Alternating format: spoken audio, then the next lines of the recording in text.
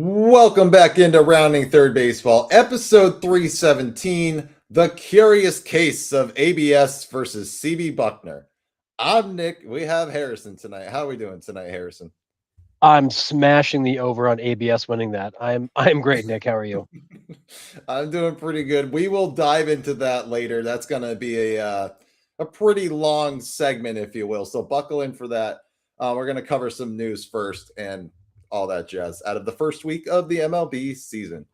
Before we get going, make sure you follow and like us on Facebook. You can subscribe on YouTube. You can also follow on Instagram, Rumble, and TikTok. You can also listen on Spotify and Apple Podcasts or wherever you get your podcasts. We also have our affiliate sponsors, Logitech, MLB Shop, and Lids. If you do any shopping for any of these companies, please use our links as we get a nice little kickback with no additional cost to you. Just a great way to support us and the show. Also, we have Rounding Third merch on Etsy. If you search Rounding Third Baseball, we have sweatshirts, t-shirts, tumblers, phone cases. I know we've been saying it for a while, but we are really trying to get other stuff on there, especially some stuff that, the followers like our Yated Hanky t-shirts. We still got to get those on there. But check us out, Rounding Third Baseball on Etsy. And finally, we also are on Patreon. We are trying to build that community as this platform actually supports creators. So please check out Rounding Third Baseball on Patreon. It does come with exclusive perks. So please check us out over there. All right. Before we get into the MLB stuff, Harrison, I'm wearing my clown stuff tonight to rep David Griffin, Banana Ball Pitcher of the Month. His stats are at the bottom, man. Half of them, I don't even know what the stats mean because it's, Banana Ball. But I think it's minutes per inning. It's MPI. 2 minutes and 57 seconds, minutes per inning. 15 innings pitched. He has a 0.6 ERA.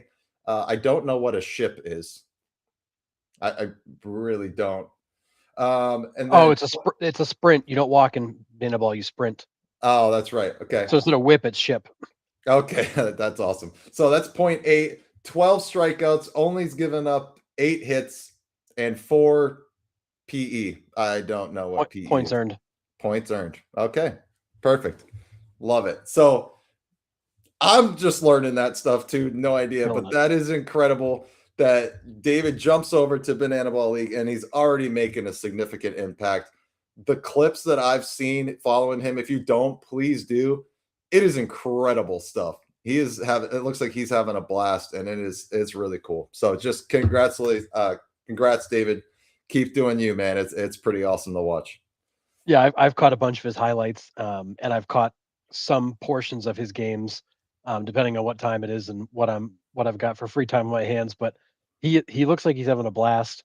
I mean, they're playing well. He's pitching great. When I've watched him, he's just mowing guys down. But I think more importantly, when we talked to him about going into Banana Ball, like he looks like he's having fun again. Like it looks like the game is fun again, which is what he said it wasn't becoming. It wasn't fun anymore. He's out there smiling, laughing, dancing. I think he's in the right place and found where he belongs because he is not only excelling performance wise, but he just looks like he's having a great time. Yeah, it's pretty cool to I say what you want about it. It's gimmicky, it's a show, whatever. It is really cool to see grown ass men having the time of their lives, right? Like it is like it's not so serious to them. It's a game that they fell in love with when they were a kid, and they have that back. They have that spirit back. It's pretty cool to see. So congrats, David. Pretty damn awesome. Keep being successful, man. You got some huge fans over here. So nice job, bud. All right, let's jump into the big news today. The Pirates call up Konnor Griffin. They signed the 9-year, $140 million extension. Your thought on the Griffin extension and pulling him up, and just these kids getting these long extensions to begin with? What are your thoughts on all that? I find myself going back and forth on this thing. So you send him down to AAA for a week to bring him back up. So either you are punishing him for not signing the extension, or you are manipulating his service time and use that as the way to kind of leverage his extension. I feel like either way, the Pirates kind of leveraged this kid into signing a contract. Granted, 9 years and 140 is not chump change, so I don't think he's going to be screaming that he was abused here. But it feels like a weird move from the Pirates to effectively demote him as leverage to get him to sign. I can't get away from that thought. But more importantly, I think given what you think this kid can do, if he ends up becoming the player you expect him to become, 9 years, 140 becomes an incredible bargain. And you've now locked up your new face of the franchise because we all know Paul Skeens is leaving. Paul Skeens won't stay. And you're effectively passing the baton right now to Konnor Griffin to become the guy of the future. Yeah, I never really thought about them, that being the reason why they sent him down was for straight leverage, but it makes sense. That's the only thing that really makes sense there, right? If you don't sign the extension, that's fine. We're going to hang on to you for another year. We'll call you back up in the second week of May, when this year won't count towards your free agency. Unless you sign, because now that he's signed, there's no sense of keeping him down in the minors. Like the Nope. service time doesn't matter at this point. Yeah, you let him learn on the job now. Yeah, which I mean, it won't hurt the Pirates any. It's not going to hurt Konnor Griffin any. But yeah, what are your feelings about the extensions we're giving the kids early? Now, I get if you're a franchise and you want to keep your cornerstone player, you're going to do what it takes because, especially at this point, we don't know what 2027 is going to look like and how you're going to what it's going to look like after, right? So Yep. you're signing all these extensions to kind of get grandfathered in, if you will. So your team has time to maybe get under the cap later on down the road. But what are your thoughts on, these non-Bobby Witt Jr. guys, I guess, getting these extensions? I mean, I guess you could put Konnor Griffin in the Bobby Witt category, at the time that he is at right now in his career when Bobby Witt signed his extension. But what's your overall feeling about giving the kids the extensions? I think it's a huge risk. It's a huge risk in the fact that you expect these kids to become a certain type of player, but you don't know they're going to be that kind of player. You're looking at what you see in front of you and saying like this is can't miss talent, and I want to lock him up long term. The reality of it is Konnor Griffin could end up being a huge bust, and ends up being maybe an average ball player. But in reality, if you're paying this guy about $15 million a year for the next 9 years, $15 million a year is probably what an average shortstop's going to cost, anyways. So in reality, I don't think your risk of overpaying is that high on these deals, unless these guys end up becoming massive injury problems or like are complete busts and just can't play at all. But if he's a superstar, it's a great deal. If he's an all-star, it's a good deal. If he's a good player, it's a market deal. And then if he's just an average player, maybe overpaid a little bit, but you don't overpay by a lot. And then if he's a total bust, well, you're out. But I think all the benefits of all the upside outweighs that risk. But you've never seen this kid play a single MLB game, and you are committing to him a lot of money, expecting him to perform. And that's a gamble. Yeah, I think it's absolutely a gamble. I'm with you, but it's not such an astronomical contract that it can't be moved if it doesn't work out for the Pirates, right? I'm sure there is some other MLB team out there that can be like, hey, we'll eat the $15 million a year to give Konnor Griffin a change of scenery if it's not working out in Pittsburgh, right? It's not such an astronomical contract that it can't be moved. There are 29 other teams that would love to have a young shortstop because he'll be 23 in 4 years. So if the Pirates try him for 4 years, Skeens is gone. They start tearing that stuff down. Konnor Griffin's going to bring you back some prospects, and that's not an untradeable contract. So it's pretty crazy. I just I don't hate it for the Pirates, and I don't hate it for Griffin. It gives him a security blanket, and like you said, it's going to be less risk taking this deal than not. Yeah, I think in 80% of scenarios, the Pirates win. In 20% of scenarios, the Pirates don't. I think if you gave the Pirates those odds, they would take them every day. And for Connor Griffin to get paid to get the security, but also get paid early is a huge benefit. Yeah. So I feel like I've said it many times in the show. I feel like these deals work out great for both sides. The player gets paid a little bit more early, and he gives up a little bit of the upside down the road, but he's getting more of it now, and that's nice because you don't know how long your career is going to be. So it's nice to get as much of that money in your pocket as soon as you can. Um, and then for the team, you're getting the benefit of what turns out to be a team-friendly deal, unless they're a total bust. But I mean, how many of these guys come up with this kind of fanfare and end up being a total bust? Right. I mean, worst case scenario, he's ends up being a pretty good major leaguer, and this is a market deal, and everybody's happy. Yeah. I don't feel like the Pirates really have that big a chance to lose. Yeah, and that's my point. Even if he is a bust, like it's not an untradeable contract. It's not Yeah, like you paid this guy a $25 million a year, contract for an extension, right? $15 million is easy to move because it's cheap nowadays, yeah. right? Again, we'll see what 2027 brings. It might not be cheap on the back end of that, depending on what happens, but we'll see. I like it. Yeah, it's Nico, smart. yeah. Nico, this is a Indianapolis Clowns hat. This is to pay homage to our buddy David Griffin, who just won Pitcher of the Month for the Banana Ball League. So pretty cool. Had him on a few weeks ago before the season started. So pretty awesome. All right. Michael Soroka. Let's jump to my D-backs for a little bit since Nico brought him up. Michael Soroka, immaculate inning in his D-backs debut.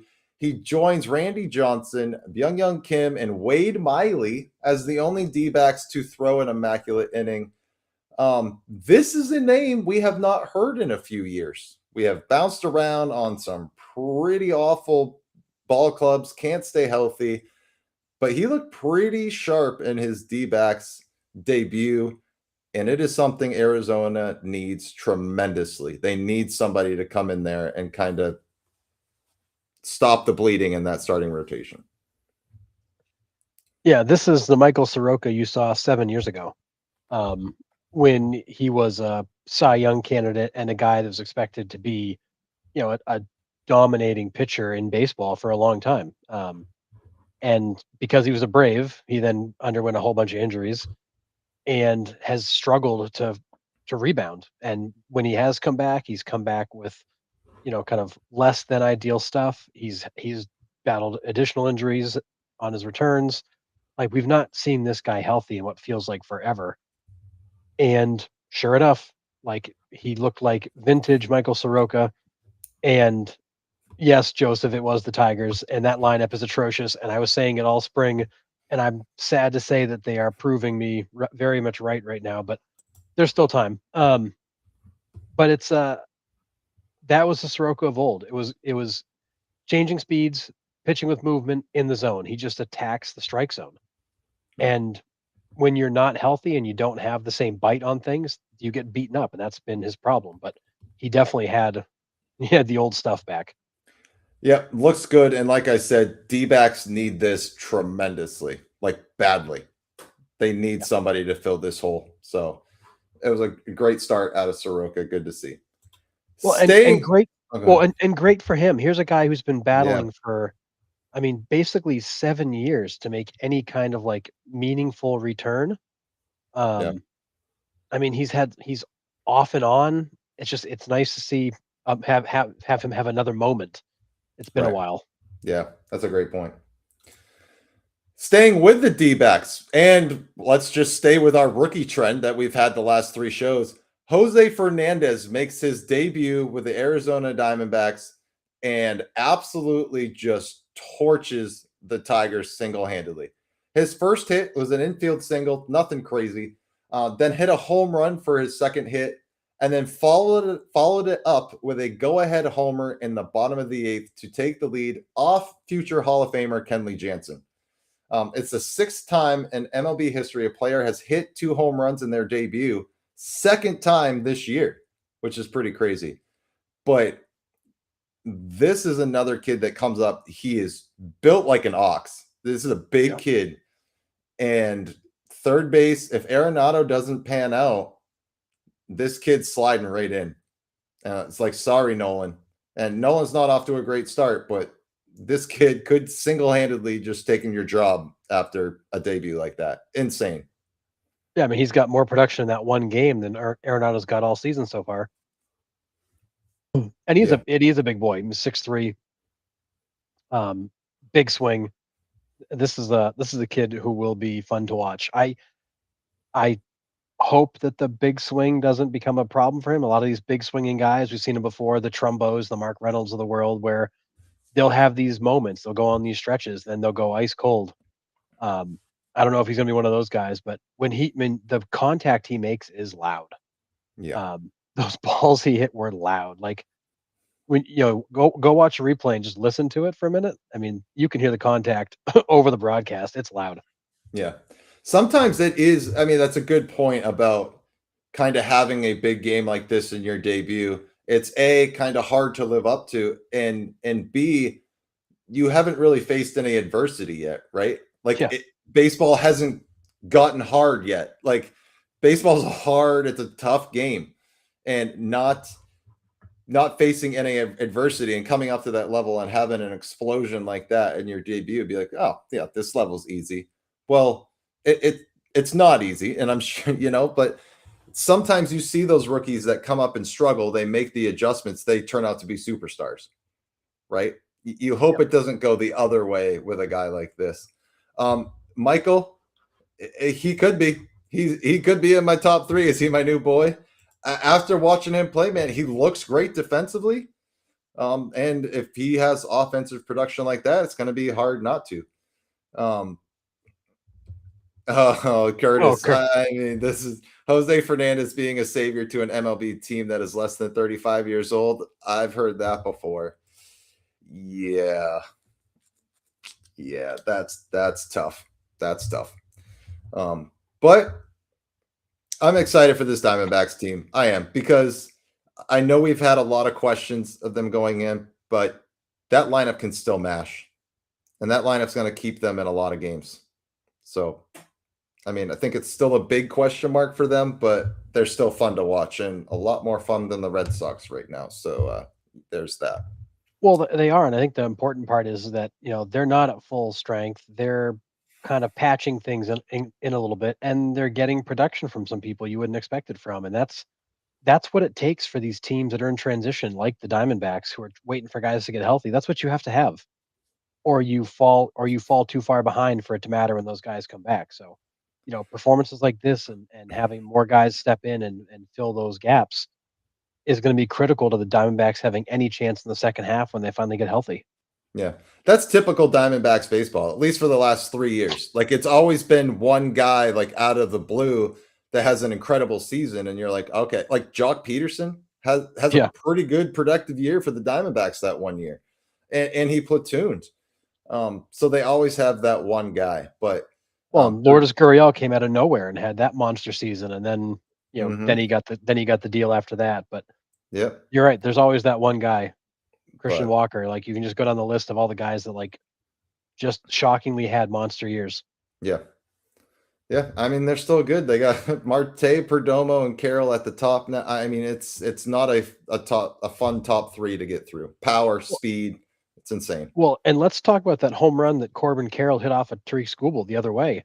Hamate injury. Where? I mean, that's a strong man's home run. And I said it coming into the season. I thought his triples numbers might fall off because that hamate injury is going to zap his power. Doesn't look like it against Skubal the other night.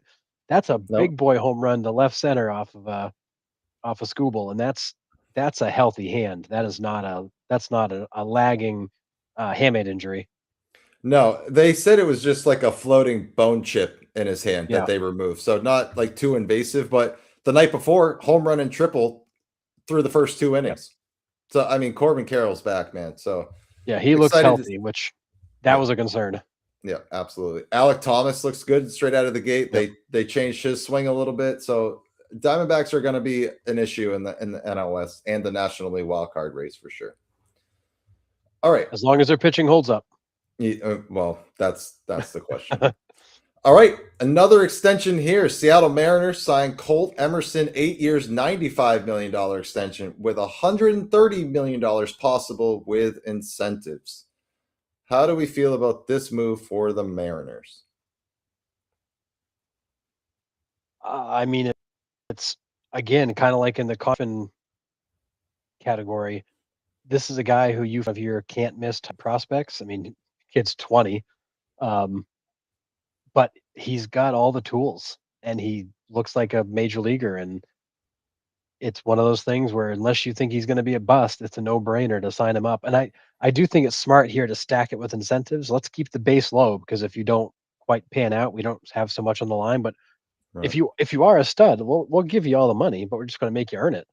Yeah. And I think that's smart of the Mariners to be like, let's hold a little bit back, but we'll let you earn it when you show us that you're the guy we thought you are. Yeah, this is probably because the Mariners don't have the money to get him. So they're like, hey, let's yeah, we'll call it incentives. Yeah, we'll pay you a little bit extra, give us a few more years to save before we have They to should have pay you. just deferred it. That's what the Dodgers do. Yeah, well, I mean, facts. Imagine that deferring a rookie contract would be insane. God, that'd be wild. That would be so cool. But Feels like good for that the should be Mariners. illegal. Yeah, I mean, good for the Mariners trying to stay relevant, right? Um, I applaud them because many off seasons we are sitting here being like, is their front office even open? Are they even trying to make their team better? And they need a few pieces to get back to making a run to the World Series. I mean, we saw how close they were last year, couldn't quite get there. Do you think that team's ready to make another run where they are right now? Um, I know we're a week in, but I mean, I have my questions about them still. I mean, I think they're good. I think there's still question about that offense, although they've done nothing but seems like hit home runs, which they did that last year too. But I do have questions about them, but I think they are a team that is in a position to win that division, unless something dramatic changes. yeah, So uh, yeah, and it's probably because of the lack of other teams there, other than maybe the Astros. I mean, the Astros are. I mean, Jordan Alvarez is a beast. Talk about loud contact, man! It sounds yeah, like a cannon's going off every time he hits the ball. But I mean, he's making what's the name of it now? Dyken Park look like a little league field right now, dude. It's just like upper deck. All his it's homers are upper it's deck. absurd. Yeah. Cole Young. I know Curtis was asking. Looks like he had a $3.3 million signing bonus in 2022. He's slated to make seven. Nope, that's 2025. So where's Cole Young's contract in here? It says 760,000. So I don't even see an extension for him. The I don't. pre-arbitration. Yeah, say there isn't one. He's still under the rookie contract, and that's the Yep. irony of it is that Emerson's got this big deal. He's not even up yet. Um, you're just that convinced he's that good. Yeah. You've got a guy playing right now that's holding the spot down, who's who's making the standard rookie deal. Yeah. Yeah. Build it around Cal and J Rod 1,000%. You have to. Totally Yep. agree. All right. Speaking of a young team and young players, the A's had 57 strikeouts through the first 4 games. They're hitters, not their pitchers, just to clear that up. Are these all sophomore slumps, Harrison, or is the league learning how to pitch to these kids, or a little bit of both? I think it's probably a lot of things. I think there is some, there's some level of this is their second year, and there's a book on them. I think it's also early, and I think hitting catches up to pitching later in the season. Um, and they've also faced some good pitching. Yeah, I think it's hard to say, well, geez, the A's are struggling when they had to go through Gosman and Cease to start the whole thing. And those guys mowed everybody down. I mean, ask the Dodgers how Kevin Gosman is. Um, he he absolutely series. So I think I definitely think the A's have some young guys who are struggling to get going in their second year. I definitely think they face some tough pitching. I also think it's early in the season and there's definitely a lag in the hitting, but I think they'll be fine. But this is a tough start. Like schedule wise, it's a tough start. Matchup wise, it's a tough start. And I worry about a young team like this dragging that along with them for much longer than they have to. I don't think they're going to do that, but at some point they're going to look up and be like, "Man, why can't we just put the bat on the ball?" Yeah. And I don't want to see them start pressing. Yeah, I think your point about Gosman and Cease is completely part of the reason, right? They're a young group, and that's hard to get out of their heads, right? We just struck out 23 times against these two. We Yep. can't touch anything. Our timing's off, and then we get these two to start the season. Like, what are we doing wrong? Like they start to overthink, they start to press, like you said, and that just comes with being a young team. Like that's gonna happen. We forget sometimes that these are kids. They're 20 years old. They're 21 years old, right? It's it's tough, right? So that could be part of it. And Curtis, you are absolutely correct. It is not just the hitting, No. right? Shea Langoliers is off to an incredible start. That or Bangaliers, they like to call him, which I think is an awesome nickname. Their pitching is suspect. We've always known that their pitching is suspect. Yep. And I don't think it gets much better, to be completely honest.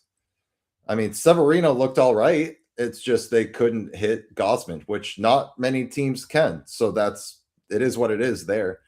But they're just young. And that's sophomore slumps. Maybe you can call it a sophomore slump, but I think it's just youth for me. They got a long ways to go. Yeah, young young players have historically been inconsistent.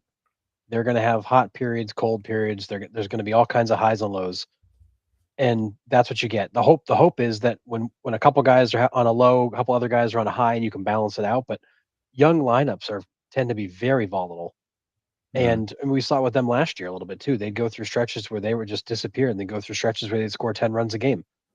yep. I think that's just who the A's are. As these guys develop and mature together, you're going to have some growing pains. The problem is the entire lineup's going through those growing pains. It's not just one or two guys; it's every Correct. one of them. Yep. You're right. Yeah, and the pitching's gonna go through pain every night. It is It's what it is. There's no hope for that pitching staff. I mean, the only hope for that pitching staff is like, can you keep the team ERA under like 5.5, and at least give us a chance? Yeah. Yeah. 1,000%. I'm with you. All right. Thought this was pretty cool. I know we don't necessarily talk about the Dodgers a lot because, well, they get talked about a lot, but Sasaki, Otani, and Yamamoto become the first three Japanese players to start 3 straight games. So, my question to you and the chat, does this show that the game is healthy on a global stage?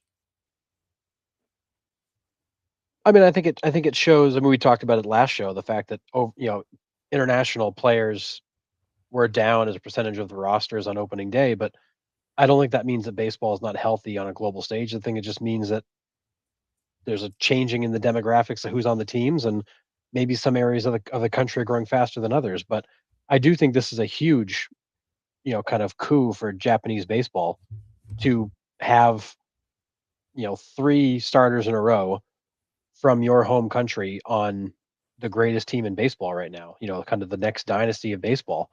It's a tremendous flag for Japan to be able to plant to show how legitimate their baseball should be taken. I want to say the stat was there's only 10 Japanese born players on major league rosters right now. Um, but that is, one of the highest numbers in any given year for Japan.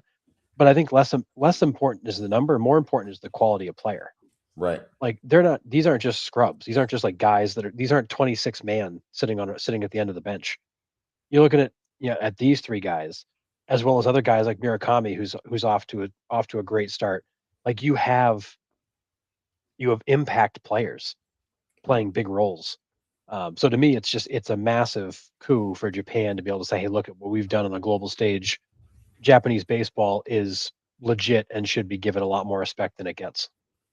Yeah, and I think like we've been guilty of that sometimes where we've said, "Oh, Japanese baseball is the equivalent of double A baseball here," right? And maybe at an average, like you take the whole league, maybe it is. I don't really know. I'm not going to sit here and crunch the numbers, but this shows that Japan does produce elite players, like you said, to your point. I mean, maybe the top 10 best Japanese pitchers or players are here in the MLB, but this has to be the most that's ever been in the league at the same time, right? Yoshida, Murakami, these three, the guy in Houston, why am I blanking on his name? Ime? Ime, thank you. I wanted to say Ishii, but I knew that wasn't right. But yeah, Or am I whatever. I think it's important. And for your point, you brought up a couple shows ago. I don't think baseball is unhealthy on a global stage. I'll put it that way. We have a lot of Dominican players. We have a lot of Caribbean players, South American players, right? It just might be a weird anomaly, like in those trends, like I said, like the waves, that right now there are a lot of American-born players, but next year or the year after, it could spike up to a lot more foreign. Like it's gonna come in cycles like that, anyways. But I think baseball is doing a good job of growing the game at a global level. And the WBC absolutely, exponentially helps that growth. Yeah, I think it's the WBC is a great example of the fact that baseball internationally is extremely popular, maybe more popular than it's ever been. Japan has certainly thrust itself into the spotlight with the WBC wins, as well as kind of its current success in MLB. They're having a moment. Japan's having a moment, and good for them as a country to get the respect they need. I do think that Japanese baseball generally is a step down and is considered to be a step down, and it's rightfully rated that way. But there are superstars in that league that kind of get lumped in with the whole rest of it, when in reality they need more respect than they get, because there is a certain level of superstar that comes out of Japan. Oh, Akamoto. We didn't even mention him. Oh, yeah, right, Akamoto. He's been really good coming for that Blue Jays team, too, right out of the gate. So, man, That's right. man. Yeah, some great talent there. And Curtis maybe used as an enticement for hot Japanese pitchers to come to the Dodgers. Nomo 2.0 for this century. Listen, the Dodgers already own the country of Japan, right? I mean, it could be. Could this be a marketing play for the Dodgers? I mean, everything's a marketing play for the Dodgers. I mean, Fair. signing Shohei was a marketing play for the Dodgers that has completely altered the future of that franchise. Yes, I mean the Dodgers do everything with a marketing angle to it. Yeah. Joseph, this is a great point. I honestly think it's exciting to see those guys. And I do too, because I love that the MLB has become a melting pot of different types of abilities and different styles of gameplay, right? We saw it in the WBC, to bring it back up again, right? USA players play a certain way, Dominican players play a certain way, the Japanese players play with a different style. So to kind of see them all meld onto different teams is pretty cool. And I mean, it also helps that these three right here are absolute studs and can somewhat throw a baseball. Sort of well. Sort of well. Just sort of. Yeah. But while we're on this topic and these guys, like, what is the situation with Sasaki? It seemed they're. I'm not sure if they're tightly managing him. I'm not sure if he's got some sort of limitation. But it seems like they are very closely guarding what he does. Is that just fallout from last year? I don't understand, because I think he went 4 innings, and they were very quick to pull him. Yeah, I can't find anything about what his plan is.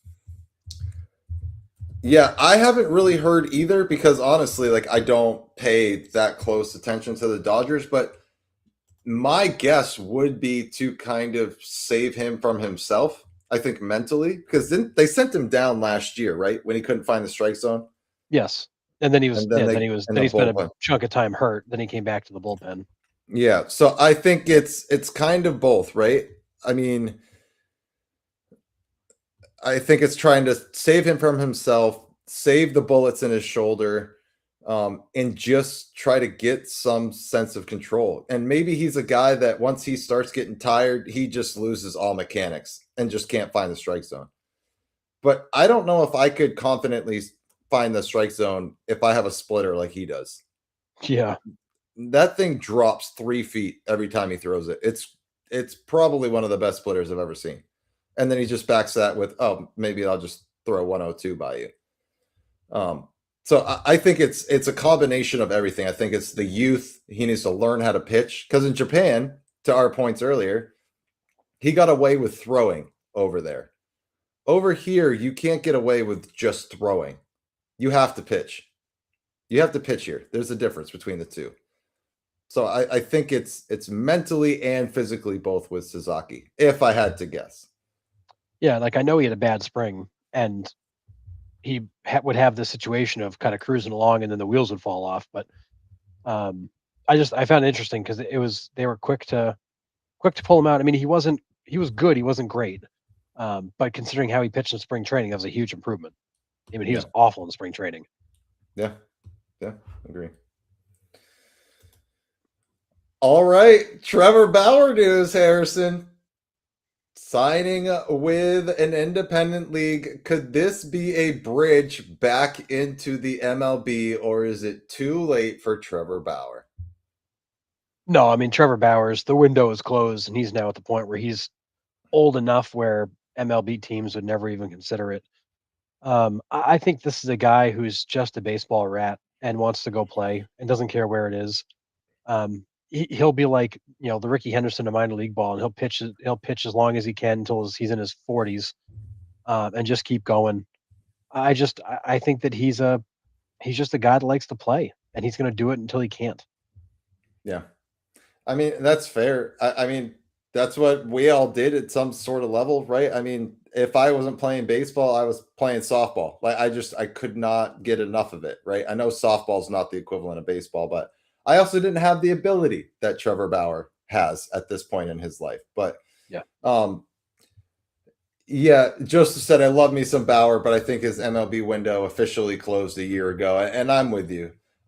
As much as the independent league can be a launching pad for some of these guys, like it can be a road to the show or back to the show in some cases, I don't think. I mean, we would have to have a team that is desperate, desperate, desperate for starting pitching for him to come on. I think at this point, and it's to all the points that we've brought up in previous Agreed. shows for the last 3 or 4 years. Right? He comes with a social media presence. He comes with a swagger. He comes with off the field stuff ish. He comes with a lot. So does a team get desperate enough to sign him? I don't think so, but I'm with you. He's a baseball rat. He wants to compete, and good on him for going here and wanting to mow some guys down before he hangs them up. Yeah, I mean he's 35, but he still throws gas. His breaking stuff is still nasty. I mean, I expect him to go to independent ball, and he's probably going to dominate there. But I think he just needs the game. He's one of those guys who just needs the game. Like without it, he's lost. And like, you look what he's doing in his free time. He's filming videos, pitching in batting cages to major leaguers, former major leaguers, minor leaguers, foreign players. I mean, the dude he's just a baseball rat. He can't get away from it. Michael, if there is any team that needs a starting pitcher, it would be the Braves. So I mean, I know you're kind of joking here, but if there is a team that gets desperate enough, it could be the Atlanta Braves with the way they're going. Who knows? They might let him go throw in the independent league. I'm sure there's going to be scouts there kind of seeing if he's still got it. They're not just going to let him sit there. So No, maybe. no, And Curtis, sure. this is fair. I give him one more flare up and it's a wrap. I don't put it past any team that would be super desperate. I agree. So yeah, I mean, and the Braves are possibly that super desperate right now. They need something to figure out how to get past this injury. Well, I can't even say injury bug, this injury plague for the last 3 years, 4 years. I Yeah, mean, it's it's atrocious in it's Atlanta. beyond bug. I mean, plague is probably better. Yeah, Pandemic, pandemic. pandemic. It's brutal. Right now, the White Sox, they have a Hmm. lot of young guys. Would the White Sox pitching staff benefit from having a guy like Trevor Bauer there? I mean, maybe. I mean, you watch his pitching videos. He still knows how to pitch, right? And And he teaches it well. Like he's a guy as much drama and nonsense as he brought, he was always an incredibly smart guy. But when yes, it came to the game, he knew how to pitch, how to set guys up. He could explain it. He could teach it. Like he was one of those guys who would have been like a great pitching coach when he retired, yeah, if not for the antics. And that's ultimately what kind of sent him into the league's doghouse. yeah. And we're not even talking about the domestic stuff on the side like that. At this point, he was found not guilty. I'm not even talking about that. We always talk about the way he kind of talked himself out of Cincinnati on out the door to the Dodgers. He was always up in the MLB space being like, you're doing this wrong, you're doing this wrong, we should be doing this, we should be, and he was very vocal about it. And that's when the MLB was like, all right, dude, like we're all set. Like, thanks, but no thanks. Um, we'll take him on our church league dart ball team. That's softball team, maybe. But he'll be Yeah. Yankees in no time. John Temple says, I don't think he'll be a Yankee. Nah, They got too many guys coming back, but no, there's no spot in Major League Baseball for him anymore. But I think teams would benefit from him being around in some cases, but the circus he brings wouldn't be invited. yeah, And I do think that, you go back to Bauer's whole stance on sticky stuff and like the videos that he made and the attention he brought to the issues. I think his intent was good. I just think his delivery is poor. And fair. I think what he was trying to do is here's the real story. Like he was trying to give the fans and the league the real story. Like here's the unsugar-coated nonsense you're hearing from front offices. Like here's the reality. Like I remember him showing the rosin and how he's getting the ball to stick to his hand with rosin and sweat. He's like, this is the same. Like, what are we doing with sticky stuff? It's the same thing. Right. But like, and then he was showing the difference in spider tack, and like he was giving you the raw behind the scenes, which I think was in his mind was a good thing to do. I think in his delivery, it turned out to be more of like a, you know, gotcha. Look at how bad it is. I'm gonna show you all up, and it wasn't. I don't think that's what he was going for, but we'll never know what his true intention was, but I think the guy loves baseball. I think he wanted MLB to fix the issues the right way. I think he wanted to give an insider's perspective. I just think he went about it wrong. And John's with you 1,000%, Harrison. Yep. Nobody likes the guy who pulls the curtain back, and that's where it was. He didn't Yep. do it just once.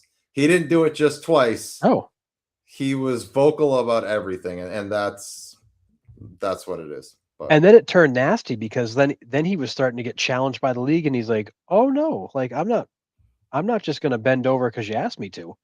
Like I'm right, going to continue to tell you what I think." And that's when it went right off the rails. yeah, But he did. I mean, he absolutely pulled back the curtain and gave the whole story, and MLB did not like it. no, but I respect that as a fan.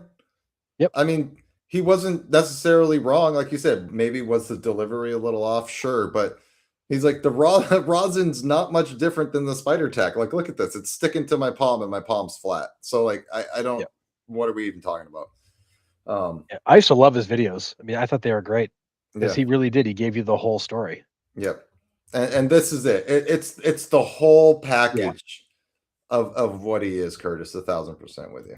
Well, So because for Bauer, like he had the league telling him to stop, the team telling him to stop, then he and Tito got into it over the whole thing, and everybody loves Tito, and I think Trevor Bauer took his anger out on the wrong guy. yeah, Tito was the guy that was right in front of him, so Tito got the brunt of it unfairly, and that's where people got the wrong perception of Trevor Bauer. But either way, it was a bad situation that just kept getting worse and worse and worse, and because of that, he's now sitting on the outside looking in. yep. Totally agree. All right, so let's kind of sum up the first week, Harrison. Are there any surprises after our first week of the 2026 season? Um, I mean, the Red Sox are terrible. That Okay, so we're bringing them up. I was trying to do it. I was trying to do a Yeah, show without talking about them because it hits me in the feels. They are I bad. mean, I bad. thought that lineup would hit enough. And they don't hit at all, which is odd. It, it's I have no words other than I almost called him Bobby Abreu. Other than Willie or Abreu, who we're just sprinkling in a base hit here and there. Like, what are we even doing? It is. I know it's a long season, Joseph, but this is what Red Sox fans do. We panic. We panic. But I mean, it's not even. They're not even putting together competitive at bats. I think that's the thing where I'm at. Like, you watch other teams that are trying just to tick off of their timing. They're competing at the plate. They're fouling pitches off. They're still trying to find their timing. These guys aren't competitive at the plate at all. No, that's my biggest concern is like when an offense will go hot and cold. Sometimes the ball just doesn't drop in. Like, there's nothing to drop in. Right. Like there is a ton of weak contact. There's a lot of strikeouts. And like you said, a lot of the at bats are not even competitive. And aside from an occasional Roman Anthony hit, it's been kind of Abreu. And when it's not those two, there's nobody. No. And it's brutal to watch. And like I said, I thought they'd hit, and I'm sure they'll be fine. But right now, it is absolutely brutal to watch them because it doesn't look like they have any sort of approach. And on top of it, they're still not good in the field. Oh my Lord, they're not good in the field. And they're not getting better. Yeah, that play in Houston was it was literally at its finest, man. Balls just trickling around loose in the infield. They throw it away, gets behind the catcher. They throw it into right field, and I'm like, what are we doing? I mean, I was making fun of the Giants in that opening series against the Yankees, but the Red Sox looked exactly the same, just throwing the ball around, missing every guy you're throwing it to. Yeah, it's a big shock. I knew, I mean, 1-5 out of the gate, and just like I said, it not competitive. Is worrying. Like, if they're 1-5 and they've lost on a couple walk-off hits, or they've just tough luck, or a great defensive play against them, then fine. But it's the eyeball test for me that I'm just like, Cora's got to do something here. But as we know, he'll just keep the same lineup night in, night out, not try to change anything around. Yeah. So to me, that's the biggest surprise. But like when I go around the league, man, the surprises are the Yankees pitching, even not at full strength, is excellent. Cam Schlittler is the real deal. That kid, his second start, dude, is just lights out. Yeah. It's crazy how good the Yankees pitching has been early on. Now, granted, I know they started against the Giants, and Giants have been miserable. They scored the fewest runs in baseball. They are lost. And Vitello's getting a lot of crap for it that he probably doesn't deserve yet, because you don't swing the bat for these guys. You make the lineup, but you can't expect all these guys to just hit weak ground balls and strike out. So, but that's a tough start for the Giants. But the Yankees pitching has been absolutely absurd. One of my more interesting takes of the first week is the Colorado Rockies are kind of fun to watch. Yeah. I said it. I'm saying it right now. The Colorado Rockies have been kind of fun to watch. Yeah. They have don't been look entertaining. Now. They're in third place in the NL West. Don't look now. Well, yeah, they're fifth in order, but they're tied for third. But not on the website I'm looking at. It shows that they're third here. Oh man. But yeah, so I mean, they've actually been kind of fun to watch. The Mets came back to reality. Thank God. I could not listen to Mets fans anymore. The Miami Marlins monsters. That team just rakes. They have absolutely just hit. They got the Yankees coming up, so that we'll see how that changes. But and then the Houston Astros have been off to a great start with all the question marks they had coming into the season. And losing their first two to the Angels. For them to kind of bounce back like they did. Yeah, they've made a pretty good statement here in the first week. Well, I'm gonna say Jordan Alvarez, man. If that dude is legit healthy for a full 162, heck, even a 154, I'll take a Mike Trout 120 at this point. Yeah. That dude's hitting 55, 60 bombs. He is a beast in the batter's box. And like I said earlier, it's a cannon every time he hits it. He's almost at Barry Bonds status for me. Don't pitch to the guy with runners on base. Just don't. He's going to lose one. Yeah. He is unreal, man. Someone get the straitjacket. Harrison's off the deep end. Well, and Michael, I picked the Braves to win the NL East, and they've been off to a really good start. So you're welcome, pal. Greg says, "Be right back, draining my 401k and putting on the Rockies World Series this year." I just said they're fun to watch. I'm gonna say they were that good, but they're fun to watch. Yeah. Well, and it's finally good to see that they made moves to make their team better than before, right? I mean, Jake McCarthy at the top, like I said, you got a Willie Castro in there, which is a sneaky good signing for them, who you can play everywhere. But I'm with you. The biggest surprise for me is the Marlins and the start they're off. Yes, they started with the Rockies, but that team has nothing to lose. They're not playing for anything, and that makes a team like that dangerous. Yep. It's a team you don't want to go in and face because, you know, it's dangerous when you see a team or see somebody that, like, you're going up one-on-one against somebody and that guy's got nothing to lose. I don't want to be in that fight. No, thank you. So Marlins aren't supposed to be in it. They're too young. It's the Marlins. All the excuses. They're not supposed to be there. They don't know that, or they know that and they don't care.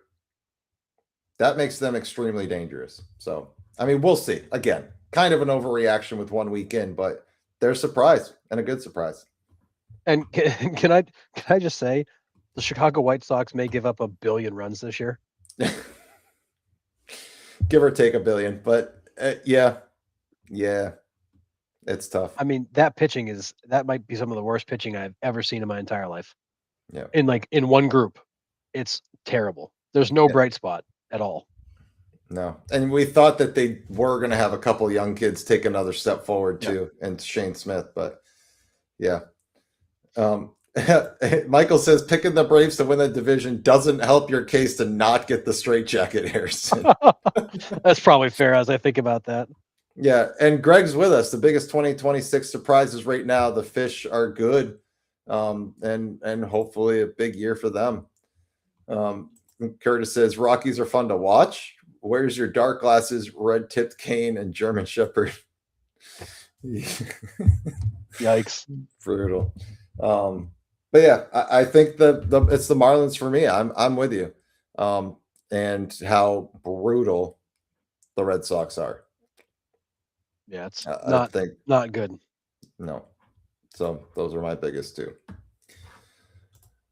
All right.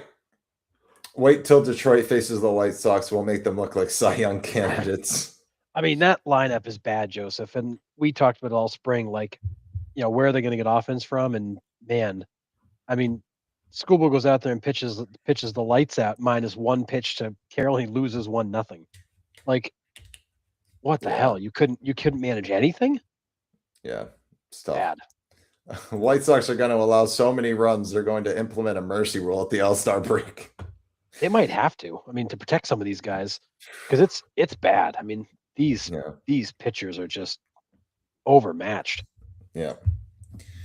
All right, so here we go with the out of left field discussion topics. They're actually not really out of left field. They're all kind of current. Well, the first two are current anyways. So with the ABS coming in and being implemented this year, does the ABS system take control pitchers out of the game? So like Ranger Suarez is not a dominating pitcher, right? He needs the ball out of the zone. He is a chase my pitch off the plate kind of pitcher. We see what happens when the ABS makes him it forces him to bring that zone in, and Houston just absolutely rocked him. right? So my question to you, does the ABS take control pitchers out of the game? I don't think it does because at the end of the day, they're not going to challenge every pitch, so you're still going to get the gifts off the corners. Unless they're going to try to challenge every single one, you're still going to get a lot of those pitches. However, there's going to be big moments where you don't get them that could absolutely rock your whole game. That strike three call to get out of an inning with two guys on that now gets called back and you got to go again. That's the kind of stuff that I think could make a control pitcher's life a little harder. Um, other than that, no, I think they're still going to get calls. Catcher's still going to frame for them.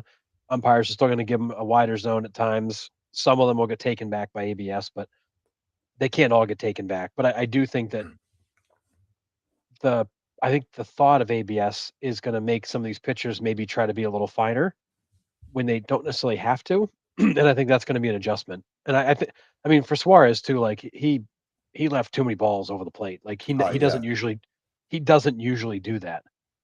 He loves to bust you in hard and go soft away. That's his game plan. Bust you in hard, go soft away. That's what he's done in Philly for years.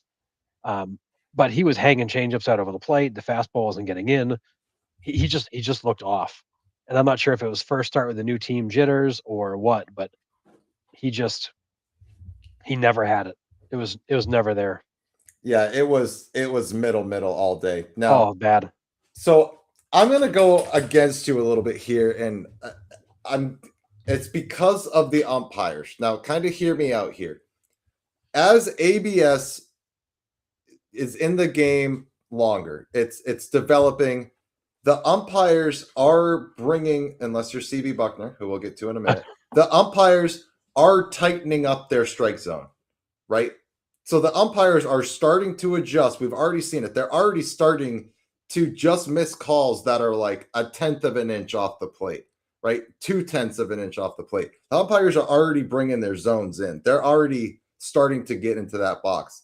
And umpires are only going to get better as the ABS challenge stays in the game and keeps developing, right? So it forces the control pitchers to be in because they're not going to get called strikes. Are you going to have some? Yes. But over time, the umpire zones are going to be, they're that good at what they do that they're going to be in the ABS zone more times than not, right? So that's my fear with control pitchers that have to come over the plate. These guys are used to seeing 102, 98, 99 consistently now. And you bring in a guy that's 90, 91, that's like batting practice to these guys. And you're telling that guy that he has to come over the plate with it? Sure, you can still change the eye level, right? A waist pitch, if you will, and then come down with a breaking ball at the bottom of the zone. That's still possible. But gone are getting pitches 2 inches off the plate. Even if you don't have any challenges yet, because the ump's not going to call that because they've tightened that zone in. Yeah. That's kind of my thoughts on it. I think it's adorable. You think the umpires are going to get better over time, because it's only been like a decade of us screaming about them, or probably like 30 years, but probably worse in the 90s actually. But anyways, I mean, I think it's true. I do think umpires are going to start to be a little bit. I think they're going to be embarrassed enough times by ABS that they're going to want to stop getting embarrassed and they're going to tighten up their strike zones. And I actually see the pendulum swinging where it's not bad strikes that you're challenging, it's bad balls that you're challenging. It's the ball that, rather than the strike being called way off the plate, it's going to be the stuff that should be a ball that's being called a strike. I said that backwards. Right. They're going to call what should be a strike a ball. So you're going to have Right. it's going to be the pitchers and catchers that are going to be challenging more. And I feel like you could see that pendulum swing a little bit where you're going to move away from the ball that's way off the plate being a strike, and now you're going to see pitches like on the edges of the zone being called a ball, and those are going to get challenged. Right. So we'll see how that goes. Because I do think you're right. After these guys get embarrassed enough times in front of a full stadium, they're going to not like it anymore. And it's maybe more out of like pride and ego they'll adjust, but I do think that could hurt control pitchers in the long term if we do see umpires begin to tighten up in a way that really does kind of shaves the edges off the zone. Yeah. Yeah. And I think that's just where I'm going with it. But I mean, we'll see. It's still early, but yeah, I do think there'll be some level of adjustment the umpires make. I just don't think that their ability is fine enough to make anything dramatic in terms of changes. That ball's coming in with so much movement at such a high rate of speed. They're just doing their best to figure out where the hell it might have crossed. Yeah. So Greg thinks kind of the opposite. He's like, at the end of the day, it's going to turn into a benefit for pitchers and negative for batters. It could. And I think that could come in waves too. Yeah, I think that could come in waves too. So it will be interesting to see what all the statisticians and stat geeks say after we have a full year of the ABS, right? So, yep. Yeah, I saw this study too, Mark. This is a great point. Saw an early study that the oldest 10% of umps lose, and they're overturned by 69%, and the youngest 10%, they only get turned over 39% of the time. And I saw that too. Pitches that are turned over 200% of the time is from this guy, CB Bucknor. If you want to go home, then just go home. Stop blowing calls on purpose. It is blatant. Like, these aren't like, oh, I missed it, dude. You weren't even looking at the play at first base. That clearly the player steps right in the middle of the bag. CB Bucknor's off in left field somewhere. I don't know. Not even looking at the base, and then makes the call that he missed it. For me, like I said it before I came on the show, Harrison, 999 times out of 1,000, a runner does not miss first base, right? Every so often the runner misses first base, right? Why would your mind go to, oh, I didn't see the play. I was, caught looking somewhere else. Oh yeah, he missed the bag. Why would you even call that? It makes zero sense. You would take the almost impossible, highly improbable, you'd make that decision when you don't see it versus the very common, always acceptable. It makes no sense to me. Like you watch the replay, he is clearly watching the ball go into foul territory, probably trying to see if it's going to go in the dugout. The play at first is off in his peripheral vision. He's not seeing anything. The guy running across the first base bag.